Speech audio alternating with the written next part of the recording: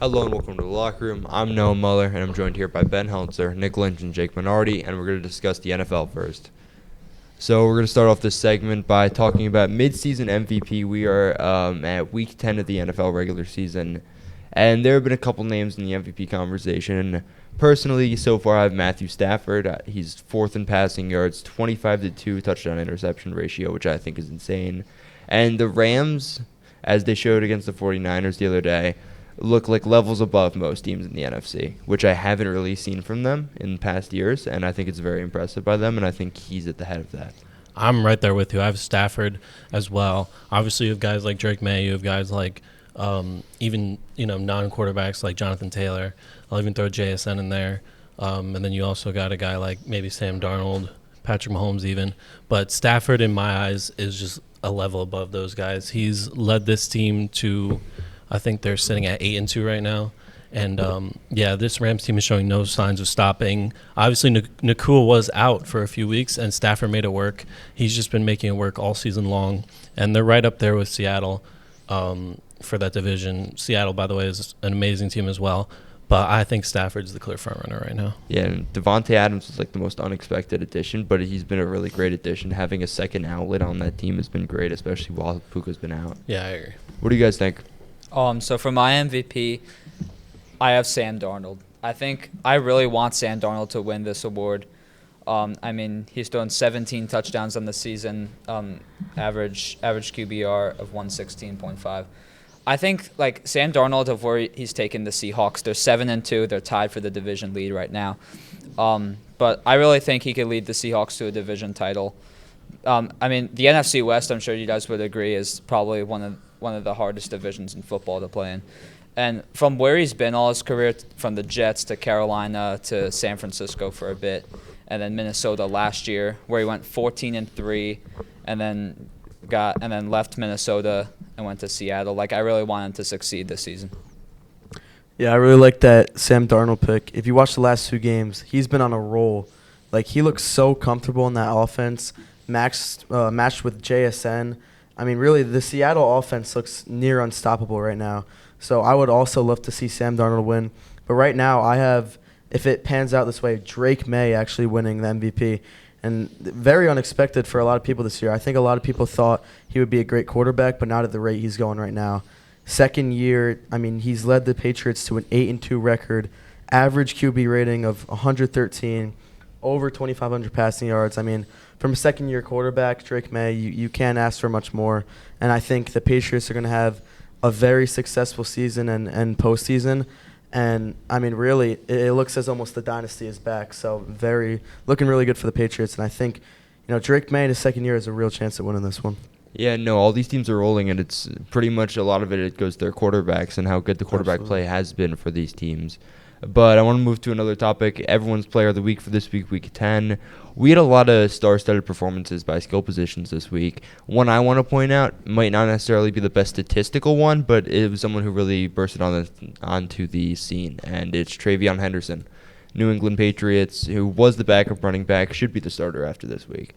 150 all-purpose yards, 2 rushing touchdowns, including 2 breakaways, a 55-yard rushing touchdown and a 69-yard rushing touchdown.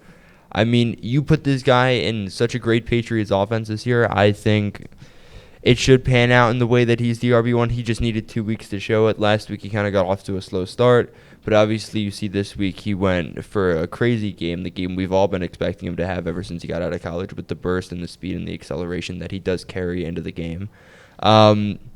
But he had a great performance. He had, I think, the 4th best statistical RB performance, but I just thought it was really great how in that kind of situation against the really great Buccaneers defense and team in general, he was able to come onto the scene like that and just become the star of the game. Yeah, I love Henderson. He was an absolute dog at Ohio State, and I'm happy that he's getting, the recognition that he deserves. But I'm going to go with the obvious one. It's got to be Jonathan Taylor. I do want to give a shout-out to Devon Achane for being a huge part of that Dolphins' massive win over the Bills, which kind of sucked. But Achane was on my fantasy team. He got me 40 points, so I want to give a shout-out to Achane. But Jonathan Taylor, he got the ball 32 times on the ground. They gave it to him 32 times. He had 244 yards and 3 touchdowns. He also caught 3 receptions for 42 yards, and he is just unbelievable. I mean, in my opinion, he should be right up there in the MVP conversation. They're obviously not going to give it to him because he's a running back, but he is just otherworldly this season, and I'm happy that he's cemented himself as, in my opinion, the best running back in the league. Yeah, he is pretty much the entirety of what the Colts offense has been this season. What do you guys think for this week's Player of the Week? So I feel like this weekly MVP for me to pick is Ron right after I say that Sam Darnold should win MVP. But I'm going to give it to Matthew Stafford. I think Stafford, 4 touchdowns, 280 yards, 127 QBR. I think, like, the Rams, I mean, ever since they lost to San Francisco the last time, I think the Rams have been undefeated ever since. And, like, Stafford, I thought they played really well. I mean, I give credit to San Francisco, too, because they kind of hung in there despite the injuries they have. But, I mean, him and Devontae Adams, like, Devontae Adams was the addition the Rams needed, along with Puka Nacua. So, yeah, I think Stafford wins it this week. Yeah, Ben sort of took my guy, but Jonathan Taylor, yeah. I had him 50 fantasy points in one of my leagues. Over 32 carries, 200 yards. I mean, Ben, like you said, I really think he's most deserving of MVP because you look at, like, insane stats.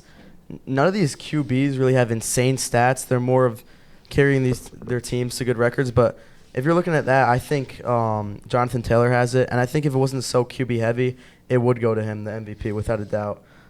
Just how much they trust him, and really, I'm watching the game, how much I trusted that he would get a good gain every single time they run the ball. I mean, trusting him enough to run the ball 32 times, it's just insane. So, every time they ran the ball, it was looking good for my fantasy team. So I had to agree with Ben, Jonathan Taylor. Player of the week. Yeah, and it's honestly, it's kind of been like that, like the past few seasons with, like, running backs who arguably deserve it more than the quarterbacks just because the quarterbacks haven't really stood out. Obviously, last season you had Barkley. 2 seasons ago you had McCaffrey. And I just think that, it should be time to recognize these running backs, especially Jonathan Taylor, who was amazing this week. And I think that in a week like this, it's, cool to have the same player, like for 2 of us to have the same player because he was it's hard not to when he had a performance like that. Yeah, 200 yards rushing. Yeah, I mean, I also think if Saquon didn't win MVP last season, no running back ever in the NFL is going to win MVP. It's just honestly, such a quarterback award. Just make it a best quarterback award. Yeah. Like, I feel like the MVP should sort of be, like, reworked that way. Like, it's the most valuable player because I feel like Jonathan Taylor, he's that valuable offense. He is that Colts offense. And, I mean, even Saquon Barkley last year, like, the numbers he put up, he realistically should have won MVP. Yeah. I mean, like, that's why, too, they have Offensive Player of the Year award. So, since MVP is just a quarterback award. Yeah, and then just a few years back, also, I do want to point out Cooper Kupp with his historic wide receiver season. That would have been another year where his skill position could have won MVP. Exactly. Yeah. Well, that's it on the NFL this week, but don't go anywhere. Myles and Luke will be joining us to talk about college football. Welcome back to the locker room. Jake and I are now joined by Myles and Luke, and we're going to talk about some college football. Starting off with Texas Tech and BYU. Texas Tech proving why they should be the Big 12 favorites to win the championship by absolutely destroying BYU. What are your thoughts on that game? Yeah, I mean, I think there were definitely some questions on who was the best team in the Big 12, either Texas Tech or BYU. But Texas Tech obviously proved it.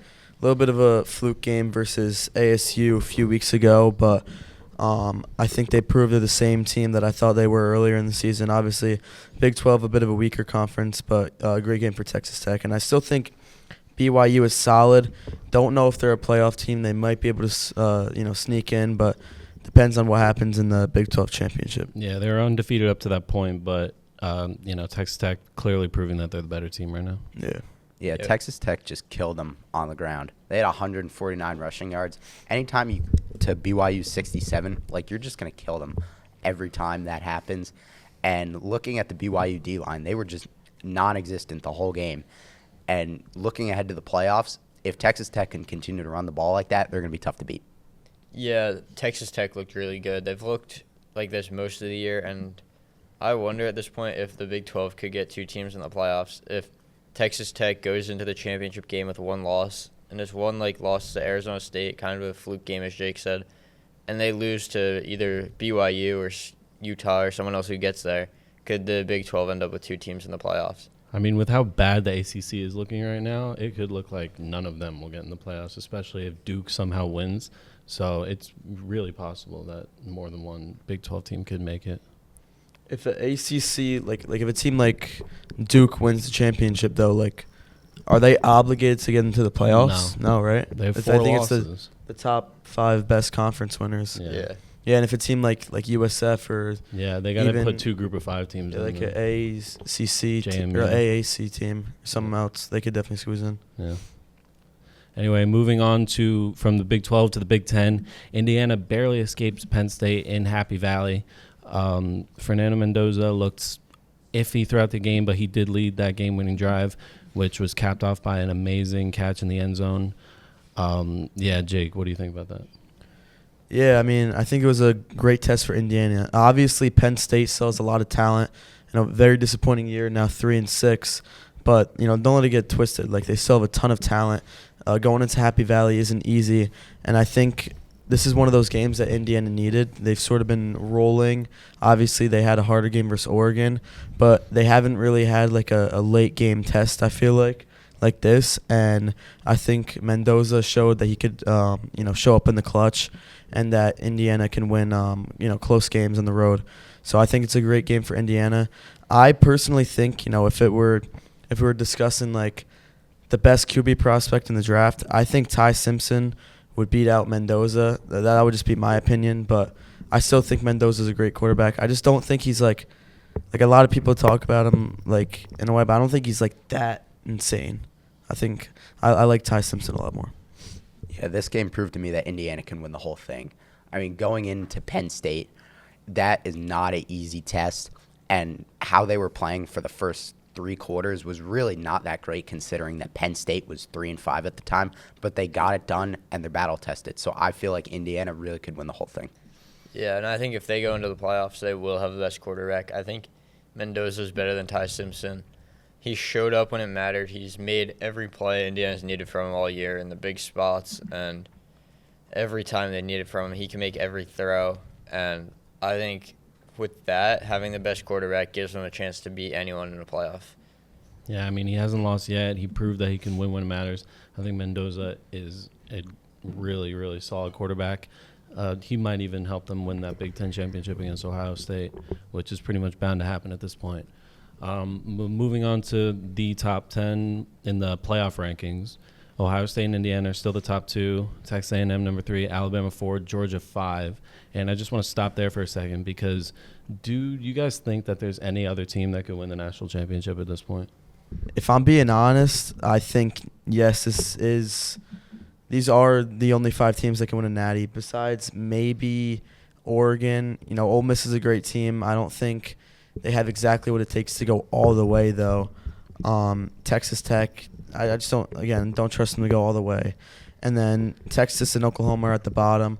Yeah, I mean, these 5 teams have proven themselves as the most consistent all year, the most battle-tested. So I really think, besides these teams, I really don't think there is any other ones that would sneak by. Because with the 12-team playoff, it's not like you got to win 1 or 2 games. You got to win, consistently, 3 or 4 games. We saw that with Ohio State. They had one of the hardest, playoffs I think I saw last year, and they dominated every game. And I don't think any other team like that, like an 8 seed or 7 seed, can really go and win every game like that. Yeah, I think Oregon has a shot. They're one of the only teams that really put up a fight against Indiana. I know they lost by 10, but still, that game was close throughout the whole time. And seeing how good Indiana is, why not Oregon in the college football playoffs? Yeah, I agree. I think Oregon's really good. They could go on a run, but I don't really see it happening. I don't see Ole Miss going on a run either because we've seen them year after year not win a big game. I don't think that could change this year. I think Texas Tech is a team that could go on a run and win in the playoffs because they haven't really played these other top teams yet. The Big 12 is kind of by themselves. They beat BYU by a lot, and BYU is undefeated in the Big 12. And I think Texas Tech might have what it takes to go win a national championship. Yeah, I like Texas Tech too, but a team that I like even more at this point is honestly Texas. Like, sure, they had that bad loss, earlier in the season to Florida, but they've had some great ranked wins in the past, and they've looked really solid against Vanderbilt and Oklahoma. They obviously have Georgia coming up. Yeah, I think Texas is a really good team, but it's going to be tough they're for a them solid to team. get to the playoffs at this point. I think That's it, true. it If really they just drop one more. With Georgia just and rely on A&M Arch. coming up, it's going to be tough. But if they can get past Georgia, I think that they have a really good shot. I agree with Luke. I think that Luke and Myles. I think Oregon. I don't think they go all the way. I think they can make a run though. I do think they're a very good team. They lost in a close game to Indiana. Texas Tech though, definitely right about that. I didn't think about that because we do tend to knock these Big 12 teams. We say it's a weaker conference. But a team like Arizona State last year, we saw they gave Texas a run for their money last year. So, when teams like this in the top 12 really haven't seen any Big 12 teams like that, I feel like they can tend to make it a good game. So I could definitely see Texas Tech making a run. Do I see them winning a national championship though? No. Yeah, I mean, at this point, the championship bubble is really small. And if we're being realistic here, it's probably going to be one of those top 5 teams. But I guess we'll just have to wait and see. Yeah. Well, that's going to be it for this segment on the locker room. But don't go anywhere because we'll be talking NBA next. Welcome back to the locker room. We have some big news in the NBA that happened this past week. But first we're going to talk about the news that has been happening in the past few weeks with Terry Rozier and Chauncey Billups. I mean, they were arrested by the FBI for illegal gambling.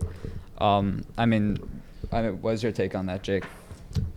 I don't really know what to say about it, but I feel like it makes you think about what other players or coaches really could be getting away with this or have gotten away with this in the past, because we really have no idea if they've been getting away with this for that long.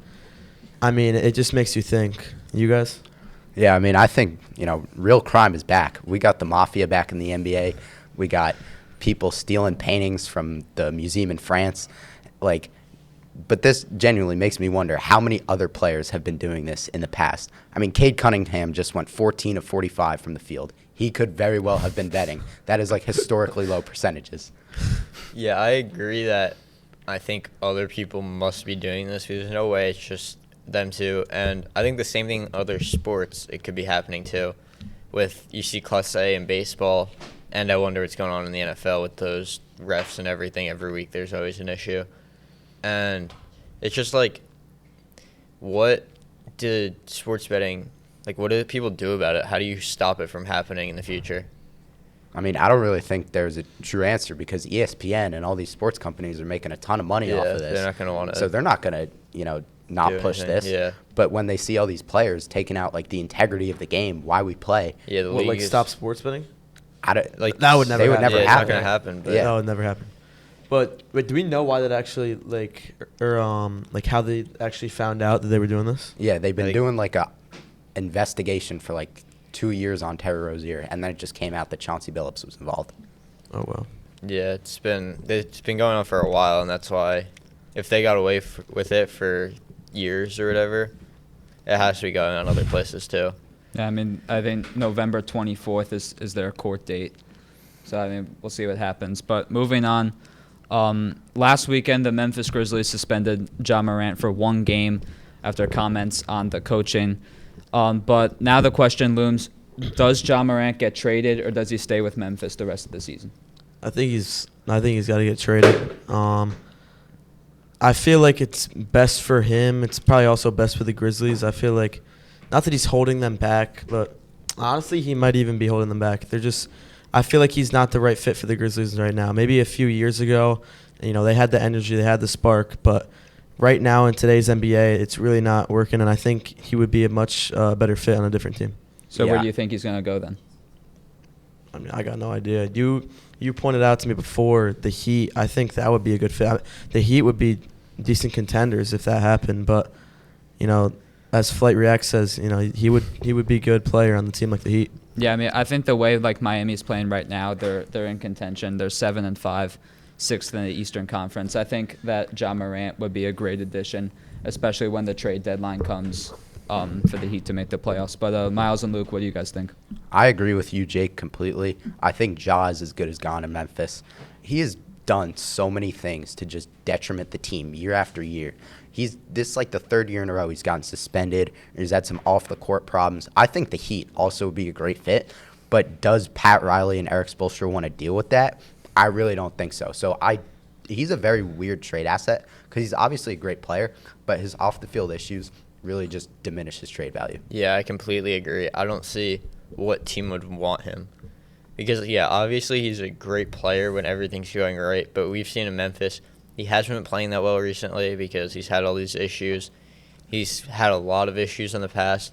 You're going to have to pay him a lot of money. You're going to have to give up stuff. I don't think he fits with Memphis, but I don't know, he would fit on the court, but I don't know where in the locker room and off the court where he would fit right now. Yeah, I think the comparison for him is Allen Iverson. He was a great player, but he had some off the court issues that just made him impossible to trade, and that's probably why he stayed for Philadelphia for so long. I mean, he had some, but Allen Iverson was a legend. Yeah, he was a lot better than Ja Morant, too. Yeah. Yeah, so moving on. Victor Wembanyama is having his best season yet in the NBA. But do you think that Victor Wembanyama can win MVP this season? I wouldn't say this season. I think he's going to take another jump, maybe average in the high 20s. Last season he took another jump to 24 points per game. But I think, everything's getting better. He takes a jump every year. And I think he won't win MVP this year, but without a doubt he's going to win an MVP, and most likely multiple of them. So when Wembanyama retires, it's going to be a long time from now. But how do you think people will remember him in his career? My prediction, and I mean this is if he has a healthy career, maybe not longevity like LeBron, but I mean who knows? He's for his size, his flexibility and strength, his ability to, just his ability to be like that at his size, I feel like he very well can. I mean, tell me I'm wrong. I feel like he has potential to be the GOAT. You think about what the best basketball player is, a 7'5" player who can dribble, shoot, the best rim protector, best defender. I mean, he could literally do everything, and he's 7'5". So, is that not the best player? Yeah, I mean, I agree with you. I think he could definitely be in the GOAT debate with Jordan and LeBron in the future. But what do you guys think? I don't think anybody's beating Jordan. I think Jordan is the greatest basketball player to ever touch a basketball court, and I don't think that will ever change. And I think at number 2 in my all-time rankings is Bill Russell. He had 13 rings. 13 rings. You can't take that away from him. I don't think Wemby's getting more than 3 rings. So in that stance, I think he could be top 10. But we've never seen a 7-footer of his size play for more than 12 years at a consistently great rate. He's already had health issues with the blood clot. Not saying that's a injury, but that happened. And I think top 15, I'd say, is the max I'd go for Wemby. I think the talent in the NBA right now is more than it's ever been before. So, I mean, Bill Russell's not winning 13 rings or whatever today. That's not happening. He could. No, he couldn't. Yes, No. Bill Russell's not playing in the NBA today. No chance. Okay. He could. I think Wemby No, he couldn't. could end up being the most talented player of all time, and you could look at him like that. But I don't think he's ever going to pass Jordan or LeBron career-wise. I mean, listen, only time will tell. That's what it's going to be, because really the only question is, does he His stay health, healthy, yeah. and can he hold that longevity? Because obviously we're seeing he's getting better every year, and if he's getting better every year at 7'5", if he's consistent like that for a long time, I mean, that's the GOAT in my opinion. But Myles, I already disagree with you. LeBron's already the GOAT. Let's be honest. Yeah, LeBron's already the GOAT. No. And Bill Russell, he's probably not top 5, but I think Wemby will definitely be remembered as an all-time great if he stays healthy. And I think with the way he takes care of his body at his size, and I know you said we've never seen a 7-footer stay like that. We've never seen a 7-footer like Wemby. He's truly different. Yeah. So. I mean, only time will tell. So Yeah, the closest we've seen was back in the 80s. Jack Sigma. He played for the Seattle the Seattle Supersonics. He was 6'11", and he could handle the ball like a guard. He was pretty good. But It wasn't no Wemby though. No, he wasn't no Wemby, but I think Wemby could easily pass LeBron because Wemby does what LeBron doesn't do. LeBron doesn't really play defense. Wemby is one of the greatest defenders. Yeah, Wemby's gonna win Defense Player of the Year. He's gonna every win year. like that. every year he stays healthy. He He could could win win 10 if of them. He could win every 10 of year he's them. healthy, he's gonna win defensive Yeah, player. of and the then year. Yeah. a couple years from now he starts winning MVPs. He wins 5 MVPs, 8 Defense Player of the Years. Like yeah, he could be averaging up there. 5 blocks, Yeah. 4 Yeah. blocks. So. So moving on, there's some questions in Sacramento. They have their big three: Domantas Sabonis, Zach LaVine, and DeMar DeRozan. But the question Small is, do the Kings blow it up? Like, do they blow the project up? Do they trade them? I mean, what do you think? They got to just restart. Like, they're just mid. Every player you just named was mid. That's like the mid three. I mean, like, Zach LaVine's a great player, right? But I don't know. The DeRozan's out of his prime. He's still a great player. Sabonis, he's always been solid, but, like, it's not a team you're going to win a championship with, right? So, I mean, if you want – yeah, I think the Kings – maybe not blow it up, but, I mean, DeRozan, LaVine, as these players get, later in their career, I think they need to focus on more of the future, and building around this right now isn't going to bring them a contending team. Yeah, I completely agree. You got 3 very good players and no superstars, and in the West, they're a play-in team. They're not going Especially in the anywhere. West. I don't Yeah. even think they are a play-in team. I think they're going to miss the playoffs. Yeah, in Yeah. the West, they're probably like a 11 seed, maybe Yeah. 10 or 9 at best. But.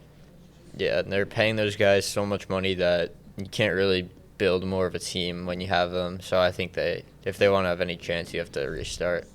Yeah, the Kings make me think that I could be an NBA GM with how bad they've done as a team building. Yeah. Like, Yeah, everybody De'Aaron knew. Fox Yeah, and everybody Halliburton. knew they would be bad with this core of guys. I mean, they're all out of their prime except for Sabonis.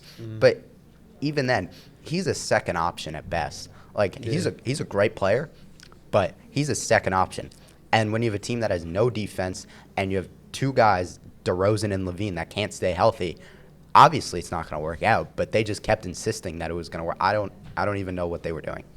No, like I said, that like no superstars, 3 players who are solid, but Yeah. that's not going to bring them a championship at all. I mean, at the trade deadline, I can definitely see Sabonis gone. Yeah, I don't know. I don't know about LaVine. I and don't know about DeRozan. if teams would want to trade for a big contract like LaVine and DeRozan when they're Yeah. not that good Yeah. and always injured. Yeah, I agree. Well, that's going to be it for us on the locker room this week. We'll see you next week.